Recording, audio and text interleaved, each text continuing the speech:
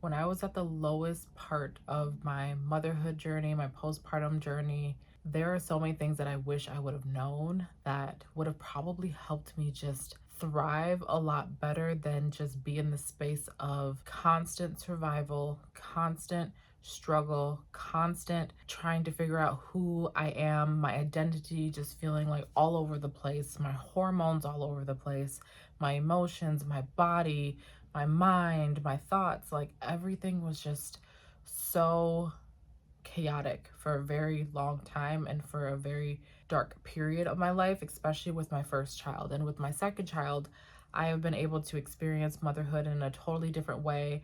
I have a lot more energy now. I am not as irritable. I'm not as short tempered. I'm just able to really appreciate the journey for what it is. And because I think I'm just so much more aware of what motherhood is all about and the fact that we are not taught this. We are sold different sleep training things. We are sold on how to potty train our kids. We are sold on all these different things that are related to our children.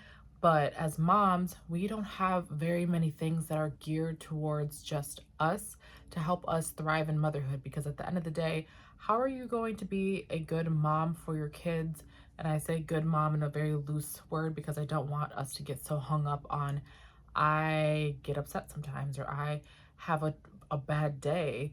And so therefore I'm not a good mom. Like, that is not what I believe in at all. I actually believe that that is a whole part of just natural life. And if you are able to work through and process through those emotions in a healthy way, that is the difference between that.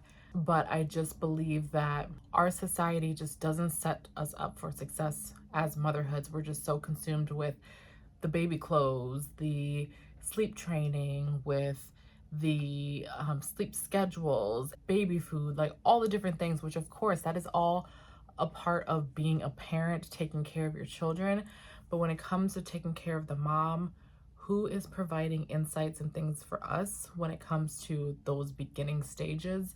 And yes, we all are aware of, maybe let me not say all, but a lot of us are aware of postpartum depression, postpartum anxiety. We're aware of all these things, but we don't realize that this is actually an entire transition that you are going through.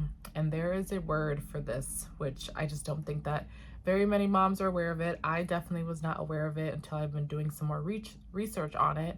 And it is the word that is called matrescence. Okay, so matrescence, it kind of rhymes with adolescence.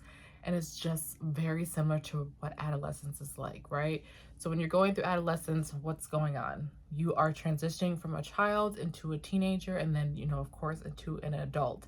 And during that time, it is the most, if you remember what it's like to be a teenager, your emotions are on high. You don't recognize yourself anymore. You don't know what you're interested in. You don't even recognize your own body. You might be having pimples and going through all these different changes within your physical body, but then also your mental and your spiritual and emotional health and everything like that is just in this change. And you just don't really understand, like, okay, what is going on? That is actually the exact same things that mothers go through when we are going through motherhood. And it's called, like I said, matrescence. And it is a very and completely normal process that all moms go through, but because we are not talking about it enough, we are not having these conversations about how we can struggle and how we are going through that transition period from being no child to then becoming a mom and taking care of other people. There is a big shift and there's a lot of changes that actually happen to us on a physical level, on an emotional level, on a psychological level, that if you are not aware of it, like I was not aware of these changes and how intense and how deep you feel these changes, and if you are not in a community around other people who you can actually say, hey, how are you doing, right? Because for the most part, when you are talking to a new mom or someone is talking to you, what do they usually ask? How is the baby doing? How are they sleeping? How are they eating? How is their potty training? Like, the questions are usually focused and centered around the child, which I obviously understand that, but nobody really asks how the mom is doing, right? And if they do, they say, are you getting any sleep? Which is basically like the basic necessity. And it's like, okay, yeah, we're getting sleep. Hopefully, I'm praying that you're getting sleep, but it goes beyond that than just those types of needs that we need and deserve as moms, to be able to pour into our children and be able to give them everything that they deserve, right? And so when we are aware that this is a deep, deep transition period, it can actually prepare you and set you up for, I don't want to say success necessarily, but just set you up for, okay, this is normal. I'm not crazy. This is a part of the process. I am just in a big transition period and I will get through this. When you were in it, and I know, let me speak for myself, when I had my first child back in 2020, I was so excited. I mean, to be fair, growing up, I always was like, okay, I'm gonna be a mom, prayerfully, but I always knew I wanted to be a mom. I wanted to be a stay-at-home mom. I just wanted to be able to be there for my kids, because growing up, both of my parents, they were nurses and they worked all the time, and so they were not home as often as my soul wanted, and that the younger child Chanel needed. I needed parents who were there a little bit more present. And of course, I understand now as an adult, they were doing the best that they can with what they had, and they had to work and be able to provide for our family. And so it was always my dream to be able to be at home with my kids. And so when that time came, when I got pregnant, I actually got pregnant, of course, during 2020, in the middle of a pandemic. I remember my baby shower was online, virtual. It was like all of my dreams that I had had for myself of, oh, I can't wait to have my first baby shower. I can't wait to do this. All of that just got like, I could not have predicted. None of us could have predicted that a pandemic was going to happen, let alone that be the first time that, I was being pregnant. And so I had a baby shower virtually, all of our doctor's appointments. My husband was able to come to maybe one or two doctor's appointments before we had to do everything via phone and via FaceTime. And so that was, again, another experience of going to these doctor's appointments and experiencing everything essentially alone. Of course, my husband was there, but it's not the same when they are not like physically there with you. But that was my story for my first. And so there was already a lot of just what is going on in the world, that stress, that anxiety, all those things that were going on just on the outside world. And I wasn't really paying attention or even focusing on like what was going on my inside world as well. And so with that, now having a child, bringing him into the world, in a world at that time where it was very isolating, right? We were actually doing social distancing. Everyone was keeping away from people. We had nobody in the hospital room. We couldn't leave the hospital room when we gave birth. We were literally pretty much quarantined into the room. Like everything was just like so isolating. And so then when we came home, you have a fresh newborn baby. You're so vulnerable. You're going through this phase where it's like, I just want to just nurture this. And I got to a point where I was just alone. Not just, I mean, I had my husband and I had my mom and stuff like that. But again, people weren't necessarily coming in and out the house. Like that physical connection, it just wasn't there. Everything was very much virtual. And I didn't realize how much of an impact that would have on me as a mom, as a new mom, and everything like that. But it definitely impacted me more than I even thought. And so I'm the type of person where I'm just gonna keep on going. Like I'm good, I'm fine, I can manage, and I will put my needs very, very last. I've just grown up to be a people pleaser, to make sure everyone else was good around me, and then when it comes to me, I'm like, oh yeah, I'm fine. I just need like my basic needs met, which is true. And I have needs and desires and things like that of my own. And so when you are already that type of a person and then you have children, that quality, that trait can be just almost emphasized even more. And so I was just so focused on my firstborn child. I remember I had like the schedules, I had everything like all prepared and ready to go, and just like wanted to be the most organized mom. Like I remember when the pandemic kind of like loosened a little bit, my son would go over to my mom's place for a day or whatever, if I like, when I did end up going back to work, whatever that may be. But like the first time when he actually went over there, I remember I had his whole schedule printed out. I just recently found that in my desk. I had like a whole sleep schedule. I had like morning, what he likes, what he like, so organized, like very type A. And I am not a type A type of person, but I became this type A type of person because I felt like that is who I needed to be in order to be a good mom. And I was just doing everything that looked good on the outside while neglecting what was going on the inside and not checking in with myself, not taking care of myself, not and when I say taking care of myself, I'm not talking about the basic needs, which yes, I was also sometimes not doing that as well.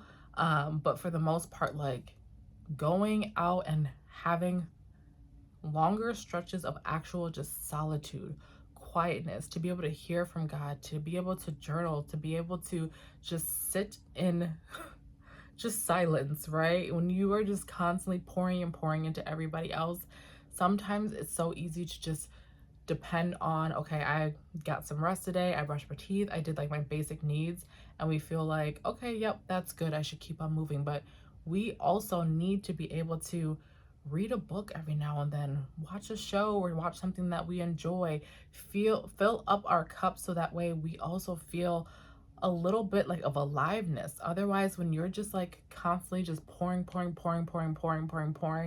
and I like to think about Jesus too, like as much as he served and as much as he gave and helped and healed everybody else, he also resorted out and spent time alone with God in order for God to be able to sustain him and to fill him up. And I just was not doing that. I was so consumed with, is my son okay? Is the house okay? Is everyone else okay? Is the world okay? All these different things. I'm like, everyone else needs to be okay. And if everyone else is okay, then I guess I will be okay. And it got to a point where it was like so dark for me, where I became extremely, this is very triggering, sensitive, but I became extremely suicidal. I got to a point where I was like, I don't want to be here anymore. I can't do this. And it's because I was going through so much postpartum just depression and anxiety, not knowing how much our brains actually shift. And like I said, this is actually part of the matrescence, right? This is part of the entire process. I had kind of wrote down a little bit more about it because I wanted to share it with you. So let me just look at my notes here. But this is the transition into motherhood. It is the deep physical, emotional, and psychological process of becoming a mother. And this term was coined in the 1970s by Dana Raphael. And the key parts that change when you become a mom, that this is what I want to talk about the most. We're just aware if you're becoming a new mom, or maybe you're currently in this season right now. These are the changes that happen when we are becoming a mother that we just are not talking enough about. So then when you are in it and you're feeling it, you might feel guilty about even feeling these feelings, and you're like, oh, I should not be feeling this way because I see Sally Joe on Instagram looking as happy as can be. Well, yeah, Sally Joe might be happy in that reel, but she was probably on the bathroom floor boohoo crying 2 days before. So we just never know what other people are going through, and we just should not compare what we see online, because just like you, I'm sure you're probably watching this and feeling like you've been experiencing things that you don't necessarily share or post online. And so we are all going through our own journey and our own struggle. And I'm sure even looking at me, it's like, oh, she never got to a point where she was in her car with the garage door closed and like really about to end it. Like, honestly, that was such a dark time for me, but it did bring me so close to God, because I remember being on my knees praying. The enemy knew, he attacked me so much. And this is another thing too, I feel like moms need to be so on alert, especially new moms, because we're in such a sensitive state of mind, a sensitive and vulnerable just place, that I feel like the enemy really tries to attack mothers the most, because he knows we're in such a vulnerable state, and he knows that we are the ones who are like the main caretakers, like in the sense of, especially if you're breastfeeding and stuff like that, for our children. It's like, well, I'm gonna get her when she is at her most vulnerable point, and also in a space where she now is going to impact her children, like it's going to impact the generations. And I'm like, no, we're not going to be doing that. And so hopefully this video is going to be landing in the mom's feed who needs to see this right now, because I just want everyone to be so aware that this is an actual thing. And I remember, like I said, this brought me to my knees, and I remember just praying out to God, like, Lord, please help me. Just please, please help me. And I remember God just said, grab your journal. And I picked up my journal and I just wrote down like how I was actually feeling in that moment. I was like, I don't know what to do. Like, I don't want to be here anymore. Like, it was just so dark and sad. And after that, I ended up getting the help that I needed. I ended up reaching out, getting therapy, doing all the things I needed to do. But it brought me back to the Lord. It really did, because I was like, God, I am going to recommit my life to you. And this is also a side tangent, but I started getting really into like the new age stuff and like all this different stuff that like was distracting me from everything. So that's again, side tangent, not necessarily part of this, but also kind of relevant as to why I feel like I not only was going through postpartum, but I had also opened up the door for the enemy to kind of play around and do his own stuff and really mess with my mind, which he did. And that just got me into a place of just like, I was out of my mind. And that, on top of knowing that matrescence is an actual thing, and that process and that transition from motherhood, it's like we have to be so careful and just like really guarding our hearts and our minds during that season. And so I hope that this video is going to be something that you can look back on or send to a mom or anyone else who's kind of going through that, and just so they know like you are not alone and you're not crazy, and this is actually a part of the process. But when you're in it, it can feel just so not like that. It doesn't feel like that. It feels really bad. It feels like you are just the only person in the entire world who is going through it. You're the only one who understands it, and there's no way out. And you're just like, how am I supposed to provide for my own children and be a pleasant mother around other people if I don't even feel like comfortable in my own skin, and I don't even enjoy my own company, and I just want to almost sleep the entire day away, and I just don't even want to focus or pay attention on anything else outside of just caring for my kids, because that feels like the only thing that matters, which it is a very important role, but there are other things as well that God has placed in your lap and has given you as well to be able to steward well in the way that he wants you to steward it. And so, going back to the key parts that change when you are becoming a mother, the first part is our body. Obviously, we know that not only does our physical body change, but our brain chemistry changes, our emotions change, our energy changes. Like, all of those different things begin to change when you become a mom. And yes, of course, like I said, you can see the physical changes. You're literally growing a belly, all those different things, but we don't realize sometimes when you like look in a mirror and you're like, I actually don't even recognize who this body is before, especially if you're a first-time mom.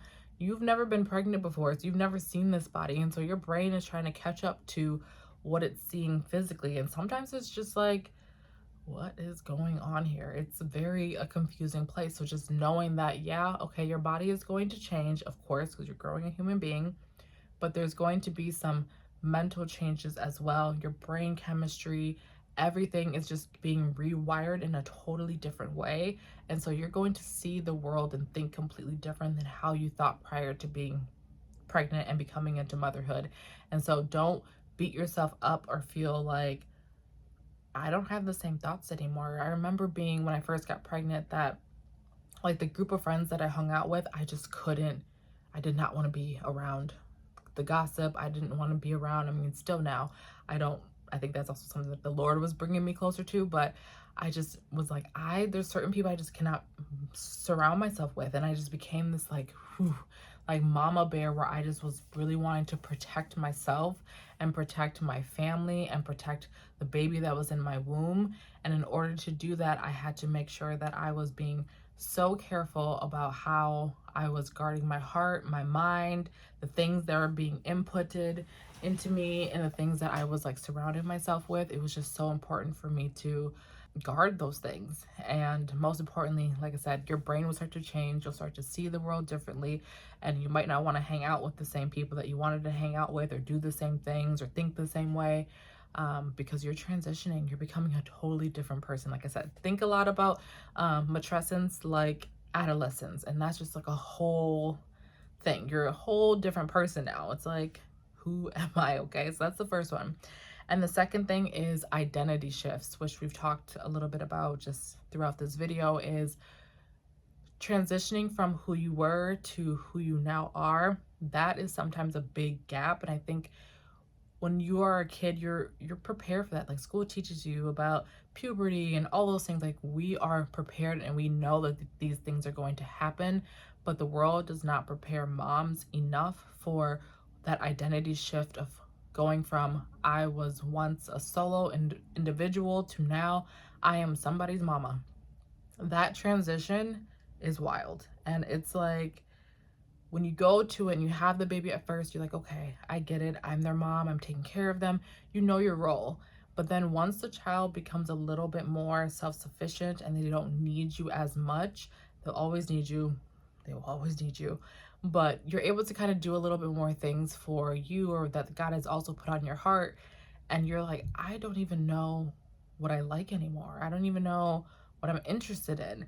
That is that transition period where I'm talking about your identity shifts and you just get kind of stuck a little bit and you feel almost like literally paralyzed. You're like, I don't know what to do outside of just washing bottles and cleaning booties. Like, that is a point where you just have to be like, okay, I am going through this shift. I am shifting in my identity right now. And I just am trying to go from who I was to who I am, because at the end of the day, you will never be that same person that you were before. And so we have to stop trying to become or go back to who we once were, and instead focus on rediscovering who God wants us to be moving forward. And that is actually a lot of the work that I do, is helping moms transition from that period of this is who I used to be, and now I'm trying to rediscover and refocus on what has God called me to do and be inside and outside of motherhood, because I never want you to lose who you are as a mother, but also what are the things that God is calling you to do as well now, and how can you incorporate and blend all those things together so that way you feel whole and complete and not feel like you are guilty about taking the time out to do the things that God has also put on your heart to do. That is just so, so important. And so having that identity shift where you are just questioning who you are, questioning, for me, it was questioning my existence, like all those different things. And number 4 is the social adjustments. This one is something that, like, you don't really realize it, but there is a huge shift in your relationships with family, friends, coworkers, everyone else around you. It's like when you become a mom, people stop inviting you out to things. People think that you can't come, which if you were like me, and you probably can't because you don't necessarily have the childcare or whatever it may be. um, I get it why people might not want to invite you out, but that doesn't negate and take away from the fact that that still sucks. That does not feel good, to feel like, well, now I'm just a mom. No one wants to hang out with me. No one thinks that I'm fun anymore. No one thinks that I can have a conversation outside of my kids. Like, all those different things and that might not be what they're thinking, but the relationship definitely shifts.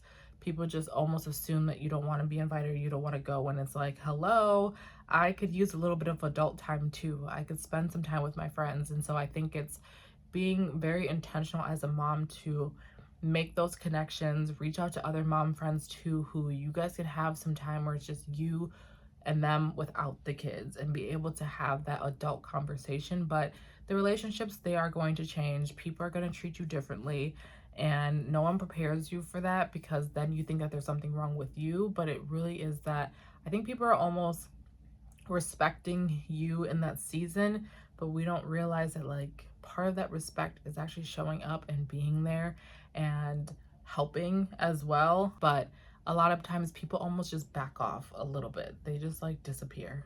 And maybe it's just the moms who are also disappearing too. I don't know, but it is a part of the process of matrescence, is that the relationships and the social interactions and things like that, they will shift and they will change. And so once you're aware of that, and when it does happen, you won't feel as crappy about it when you're going through it. You'll just be like, huh, okay, yep, this is part of it. And that doesn't mean that the seasons won't change back again, and that you guys might, those relationships would not come closer together again. I've had friends where we kind of fell off during the beginning phases, and now we have connected and we're closer and things like that. So that can change. And I also believe there's a time and a season for everything, and the Lord will let you know. He will direct you on who is meant to be in that season with you, and who is meant to kind of maybe put on the back burner, put in a different space. But at the end of the day, your number one relationship that should not change is your relationship with God. That should be the first and most important relationship, because everything else then trickles out onto that, onto who you spend your time with, onto taking care of your kids, your marriage, your relationships. Everything else then trickles down from that number one relationship.